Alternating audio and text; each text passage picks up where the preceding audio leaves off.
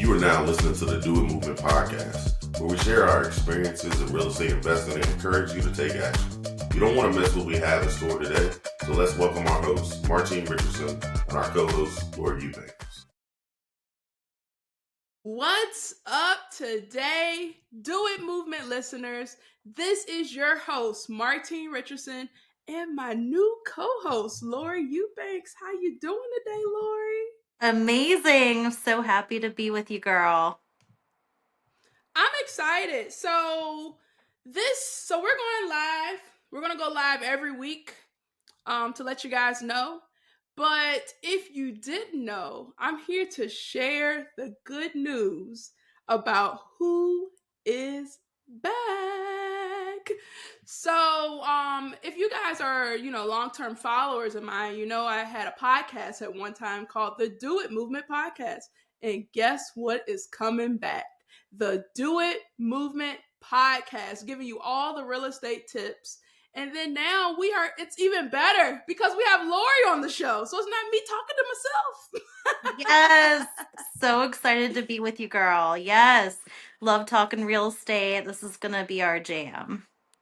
Yeah, so I'm excited. I hope you guys are excited because we give a lot of free content away on this podcast. So, hit the follow button for both of us. And then you will be notified every time a new episode will drop.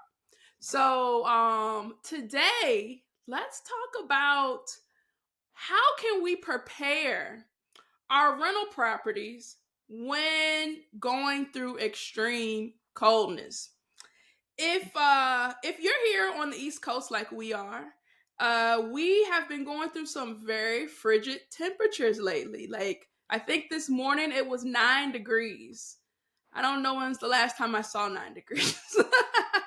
It's been a while since 9 degrees was I saw that. But I usually, and you can speak from your experience, Lori, but for me, I don't usually have a lot of maintenance requests. Like, I have a couple here and there, but I usually don't have a ton of maintenance requests. But I'd say within the last week, I have gotten the most maintenance requests that I've gotten in the last year because of it being cold outside. And I want us to talk about that. I want us to talk about how can we prevent you having so many maintenance requests. And we're just going to share our experience about what's been going on and things like that. So, Lori, would you like to start? Yes, girl. So last night, I think I had 3 requests about heat pumps not performing. And then this morning, another couple requests that pipes were frozen. And,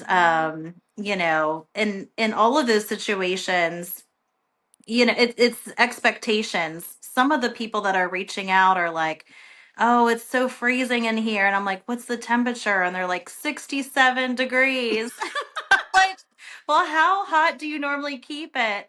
And my renter responded 77 degrees year round. And I'm like, oh, wow. Like, I don't think HVAC systems like heat pumps are really known to perform at that temperature when it's 8 degrees out. So, I'm just trying to provide as much help as possible, checking insulation. Are there gaps in the doors or the windows? Like what's making it uncomfortable? So I try to get down to the root problem, but I just want to start off by saying everyone's expectations are so different. So, really asking questions when they call in is where I start. Yeah, I think that's some good advice because often I always hear when it gets cold outside, you should prepare by making sure your pipes don't freeze. But I think we don't talk about other issues that could arise. For instance, I haven't really been getting any calls about pipes freezing. I've been getting calls about my heat not working properly. And some people's heat it stopped working. And like, this is the worst time for your heat to stop working. It's been so cold that there have been power outages because the lines have frozen because of this prolonged period of time. And I try to offer as much help as I can, but if I'm honest, if the pole down the street froze, it's not much I can do about that unless I'm just, calling the power company, I'm reporting the outage, but a lot of times they already know, just to be honest. So, it's some things are like they're inconvenient, but it's inconvenient for all of us. It's like I want to solve as many problems as I can. I want to be as proactive as I can. But like when I got the call about the power going out, I'm like, okay, now, what do you want me to do about this? Like, this is out of my control. So I just try to help as much as I can. But I want to give some people some tips on like some HVAC stuff because that has been personally affecting me the most. I find it that a lot of people like they want to have their house what I call the tropics, 77, 80 and stuff like that. And when it's so cold outside, you are truly overworking the system with having the heat so high. So I try to encourage people, and this is only encouraging. I can't like, make sure that you did it, but I'm trying to gear people up to not overwork their system because you don't want it to fail. Yes, we'll send someone out to come and fix it, but how long are you going to be in the cold before someone actually fixes it? So if we can prevent your system from stop working, that is much better than me trying to get someone to come out and fix it and then you've been in cold for 6 hours or however long it's been, because you have to make sure you can get on the schedule. People aren't, everybody's having heat issues. You got to take a place in the line. So, some tips that I want to give, and these may seem like things that you should just already know, but I just want to encourage people to stay on top of it because if you don't stay on top of it, that's when you find yourself in these issues. So, one, make sure that you stay up to date with changing your filter, your return filter for your HVAC. It was recommended by an HVAC professional. He told me that you should do it every 2 months. Every 2 months, change your filter. And you may think, well, it's not that big of a deal. It's just my air quality is going to be bad. No, it's a real big deal. And the reason it's a real big deal is because when it gets really, really dirty, it'll cause your HVAC system to shut off, and then it'll trigger the breaker to turn it off, and it will stop working because it's trying to protect your system. Meanwhile, you're freezing because your system is off. It's trying to protect the system, but your system is off. So I just want to encourage everyone, go right now. If you haven't changed your filter and you don't know when, if you can't remember the last time you changed your filter, go look at your filter right now to go see if it is dirty, because that can trigger your HVAC system to turn off.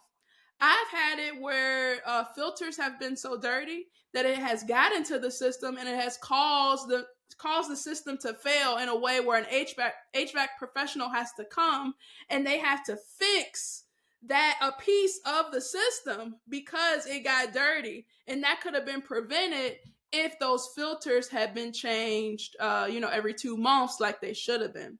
So I want to encourage people to always make sure you stay on top of that HVAC filter. And then like for us as property owners, for landlords, make sure that you're checking that on your inspections. When you have inspections on houses, see if that filter's been changed. Because at the end of the day, it's going to cause a problem for them, but it's also going to cause a problem for you because it's messing up your system. And it's causing you to have all these repairs that are so costly to be able to fix. One thing I want to say is I always like to tell people, try to keep your heat between 70 and 72, which is like the temperature, which is room temperature, because I had a very similar call like you, Lord. Someone said that they had it on 80 and it was only getting up to 64 and it's so cold. And I'm like, well, it's 9 degrees outside. Like, you have to think how hard your system is working to even get it to 64. And you're telling it to get to 80?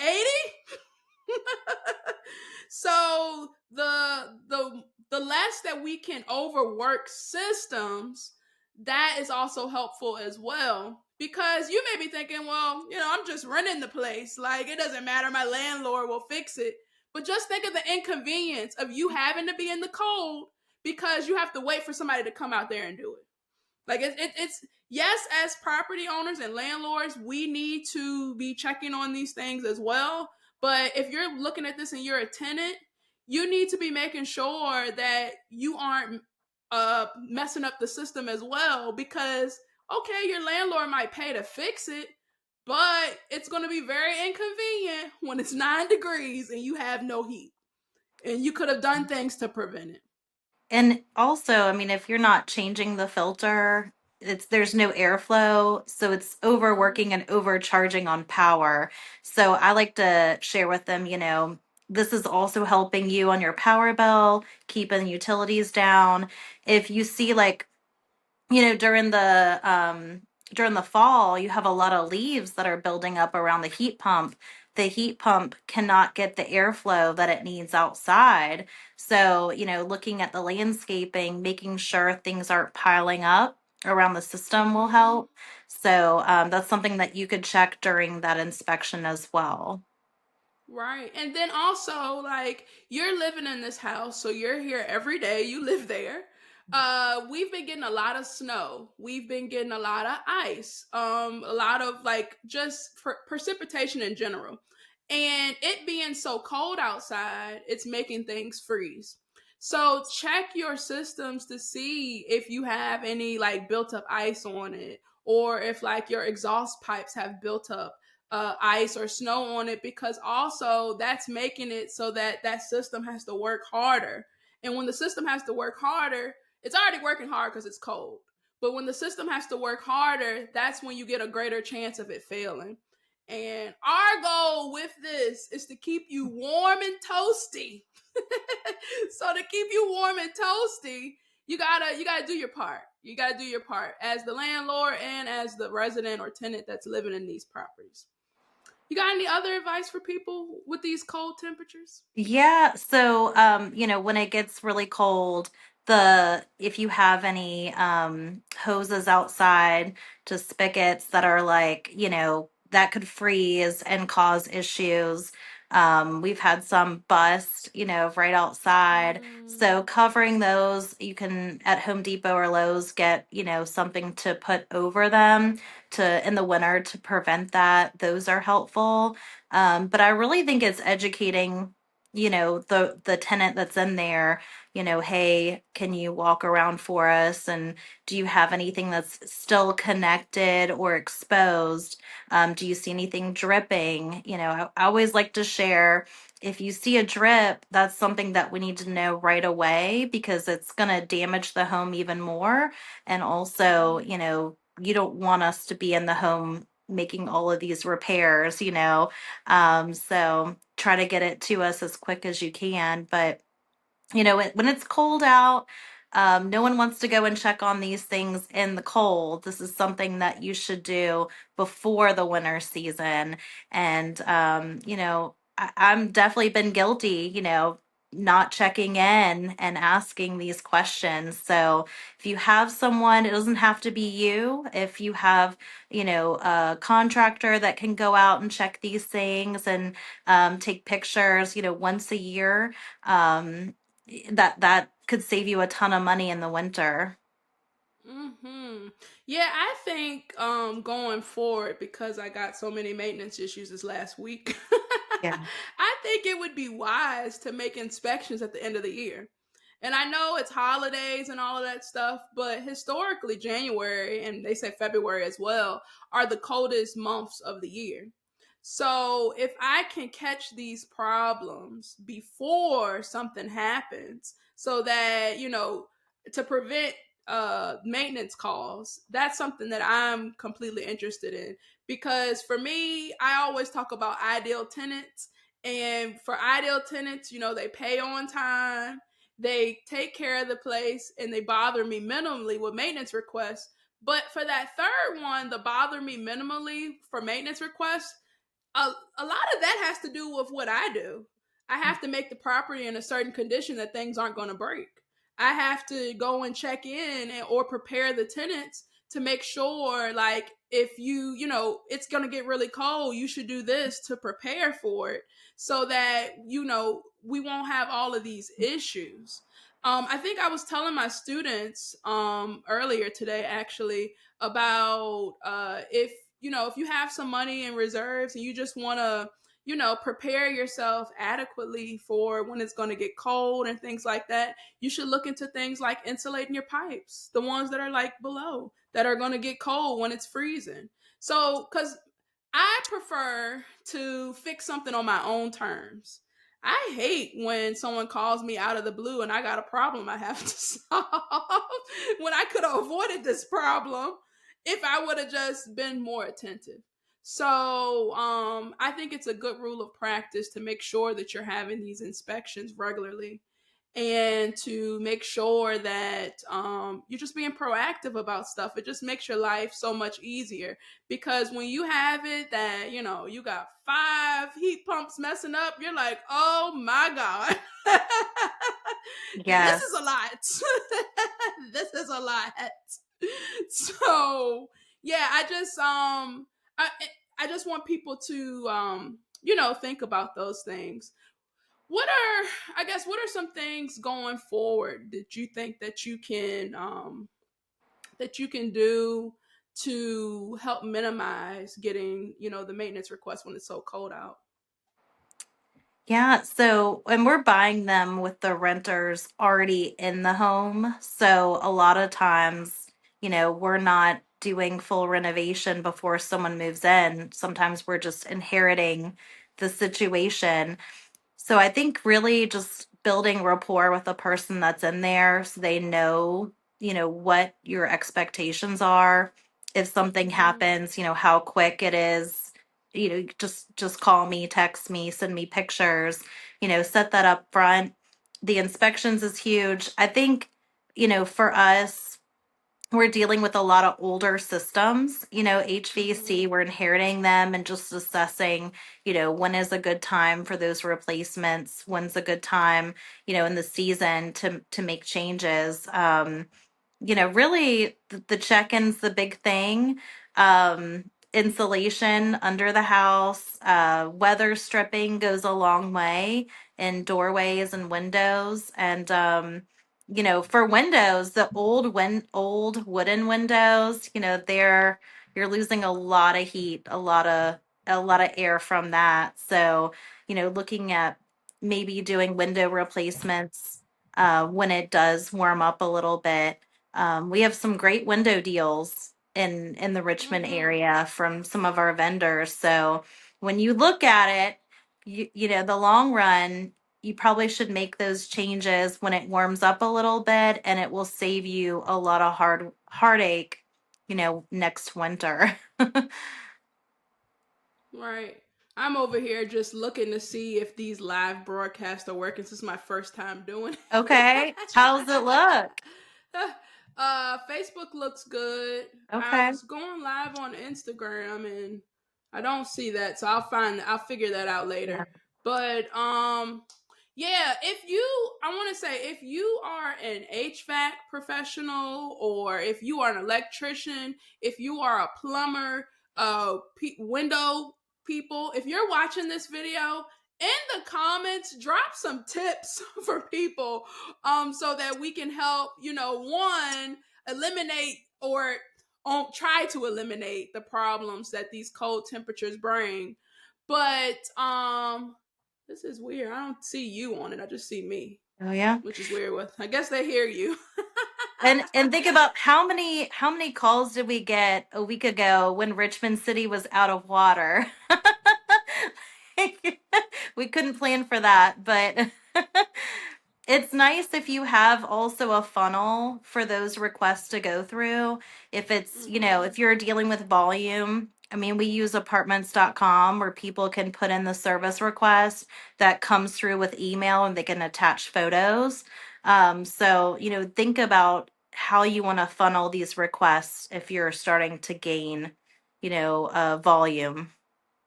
Right, right, right. I think that's good. So just so you won't be overwhelmed. Um But I guess what I was saying before, like if you are someone that is in a space that can help prevent problems from arising from cold temperatures, I just want to encourage you to, in the comments, write some tips that you can give people so that, you know, we can start implementing these things so we can have, you know, fewer issues going on. The only not want to say the only, but another thing that comes with this season, and I'm sure you have seen this as well, is that the higher cost of energy bills.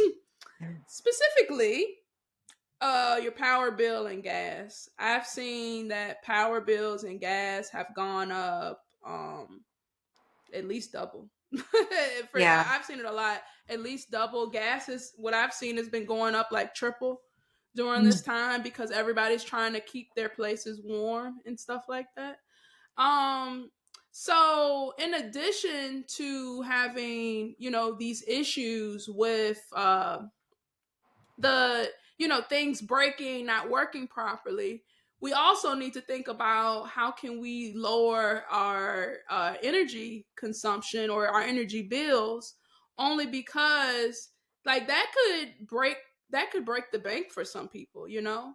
Like you know, you make your budget and then you're budgeting that your light bill is going to be 150, and then like January comes and your light bill's 300, and that could just throw your budget totally off. So, are there any like tips that you give you know, any of your residents that can help them with like energy consumption? I haven't, I have not, but I do know Dominion Power and then also the city has certain grants where I've had, renters call in and they come in and they actually help them. Like they changed out the shower head, they did certain things. So I have not made a connection with that group, but it sounds like we should be doing that and seeing what I programs come in. Yeah, I think so. And then like I saw things like and I think you may have mentioned this already, but I've saw things like, you know, if when you're doing inspections or whatever and you're looking at your window and your window needs some caulking or something like that, or it looks like there's a breeze coming through, just try to minimize any exposure to exterior because it's just going to make everything on the inside cost more. So just trying to, you know, prepare for things like that.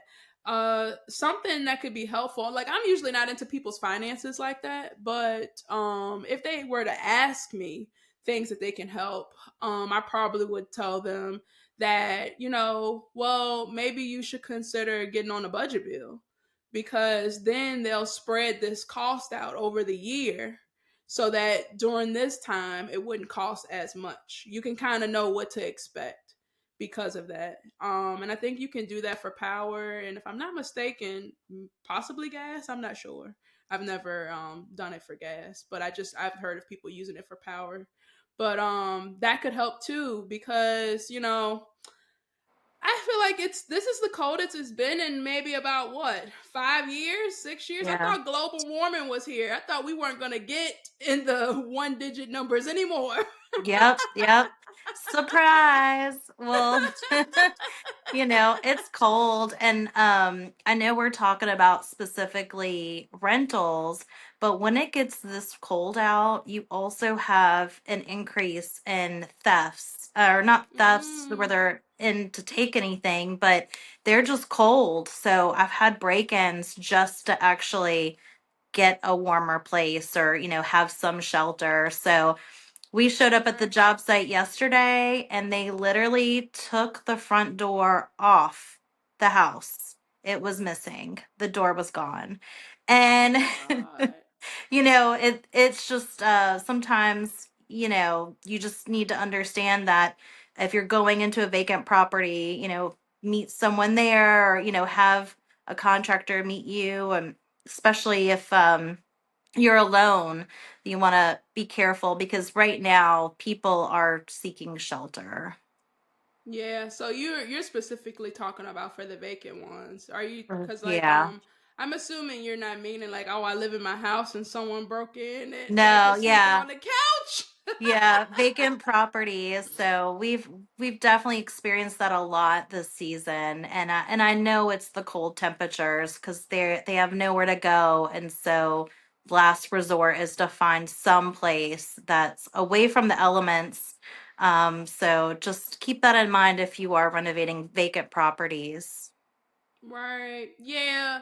I have experienced that before where people have set up shop. They're not there during the day, but you can tell they're there during the night. I saw I think like pans in the kitchen because they were cooking. I saw sleeping bags in one of the bedrooms.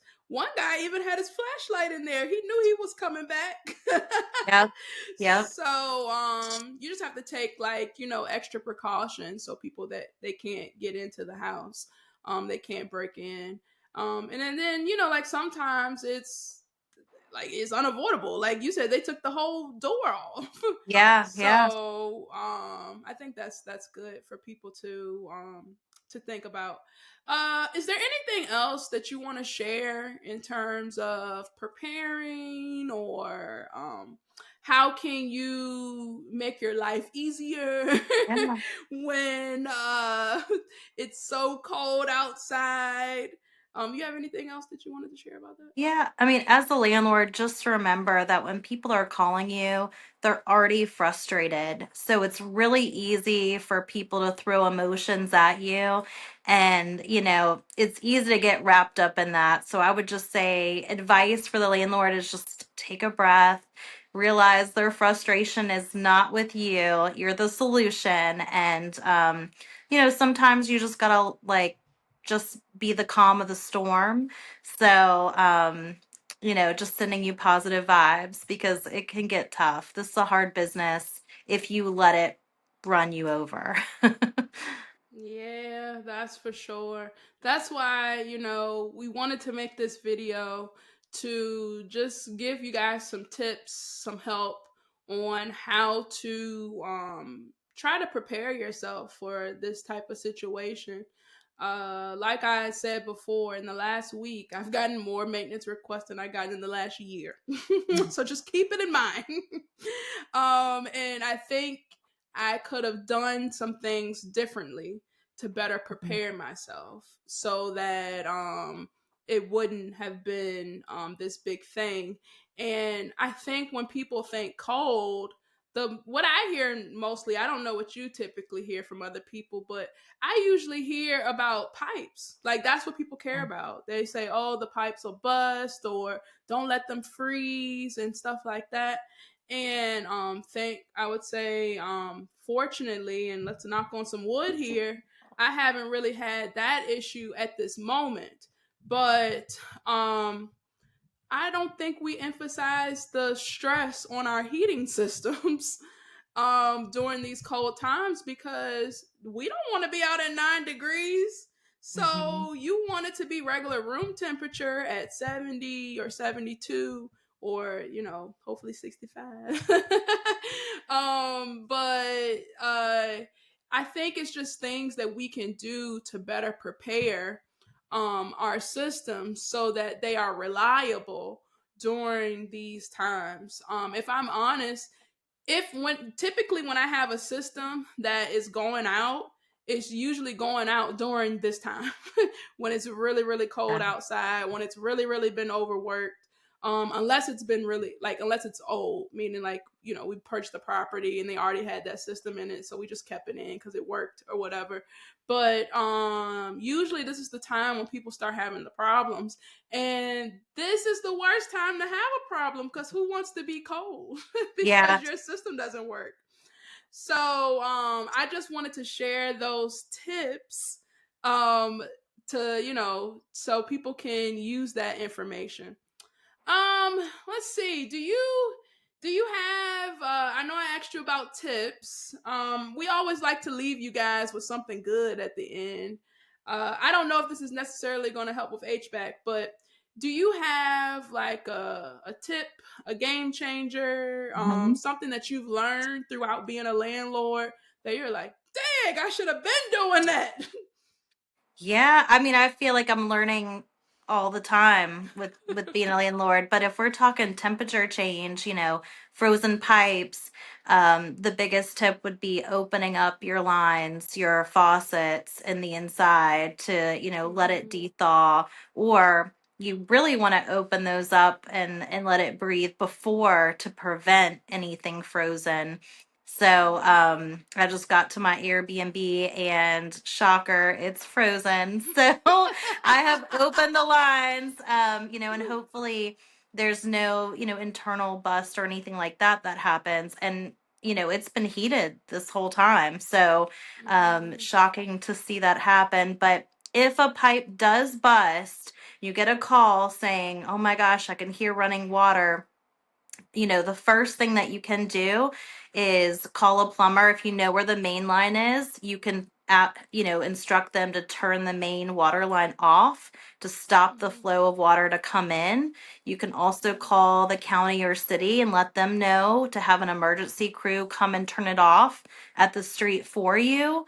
So if the plumber says they're gonna, be a little longer than you'd like, take that action, because getting it shut off is a huge step to prevent any further damage. So keep insurance on your properties is huge, huge, huge. So if something does happen, you have that. You're protecting yourself and your lenders and your renters.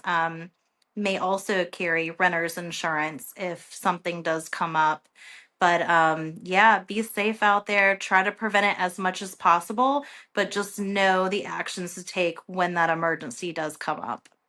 Right, right, right. I'd say probably the biggest game changer since being a landlord. I'm trying to think of something good or something I haven't said already. I think for me, because the HVAC issues are hitting so hard right now. It sounds like it. They're hitting pretty hard. They're hitting pretty hard. It's like every day it's another one. Yep. Yep. um, but I would say to just stay on top of the maintenance. If there's an HVAC professional that is watching this, because I don't want to give information that I may not be qualified to give, um, put in the comment how often you should get your HVAC units examined to know like where they are in the process. Um, like I guess what I'm really saying, and I know you can't really predict when something is going to fail, but one thing that I have one now. I have one now about a game changer. I think for me, what has been the game changer was I remember when I first became a landlord, and I've told this story many times that if your money was green, you could move into my place, right? I Yep. used to fix the places up to make them just good enough so that you can move in. I didn't really like if it was something that was about to go, as long as it was working now, I was okay with it. And I learned a lot from that. I stayed in eviction court because if I didn't do any checks on people, and then also I got a lot of maintenance calls often, all the time. And then like it would be multiple things breaking at one time. And I think what has been one of the biggest game changers for me that is also helpful in this type of environment is that if something is about to break, just change it. Like if you Yeah. are doing a renovation on something and you're about to get people to move into that property, if it looks like it's gonna, it looks like it's been there for 8 years, or it's looking like I don't know how much longer this thing got. I would advise you to just change it because that helps minimize the maintenance calls. The reason that I like to manage my own properties, or maybe just have a virtual assistant that helps me manage the properties, is because people don't bother us that much. As long as we have the right team to get people to come out to do what needs to be done, then it really isn't a hassle. But if you're getting a lot of, people aren't paying, a whole lot of maintenance issues, that's when the property management process becomes a real hassle because you have to be really active in it. And my goal is to make this as passive as it possibly can be. So I want to say that if you are renovating a property and you're looking at your unit specifically because it's cold, and that bad boy looks like, oh, it's probably got about 6 more months, go ahead and change it. Go ahead and change it so you don't have to go through these issues. And then in addition to that, stay up on the maintenance. So making sure your filters are replaced every 2 months and things like that could be really, really, really helpful. And in terms of the amount of people that are calling you because things are breaking or not working properly. But yeah, I think for the most part, that's all I got about this subject. I just want to encourage people, especially like if you are in, and I want to say it once, again, if you are in these trades, electric, plumbing, HVAC, if you have things that you think people need to pay more attention to, please just put it in the comments or put it, just put it somewhere on this video, because we want to make sure that we are preparing people accurately, because like a lot of things that they may make common sense to somebody that's in that trade, but for just an average person that they're not really worrying about that, they're like, oh, I didn't even think of that. So if you guys have some tips on things that you can do, definitely put them in the comments. So Lori, if people want to get in contact with you, what is the best way to get in contact with you? Yeah, I'm on all the social media sites. You could reach out that way, and I know you'll share my email address. I love talking deal flow. We love reviewing deals, making deals, working with private money. So, but in general, we just love connecting, talking real estate. So, yeah, please reach out. I'd love to see what y'all are working on. Yeah, I love it. I love it. And for people, if you want to get in contact with me, the absolute best way is to join my free buy and hold Facebook group. It is called The Freedom Inc. It is on Facebook. I post it in a link every single day in my story. So you have no reason to know how to get there. You just click the link and you can go to that free buy and hold group. We have 4 questions that we ask you to answer. And once you answer those 4 questions, I will accept you into the group. And we have a case study in there every Tuesday.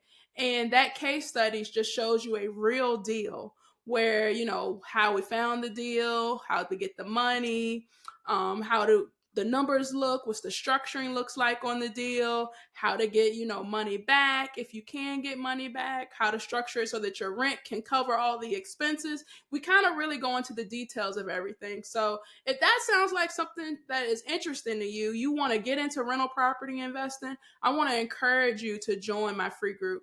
And if I can, I'll post a link on this. I don't know if I can, but if I can, I'll post a link on this as well.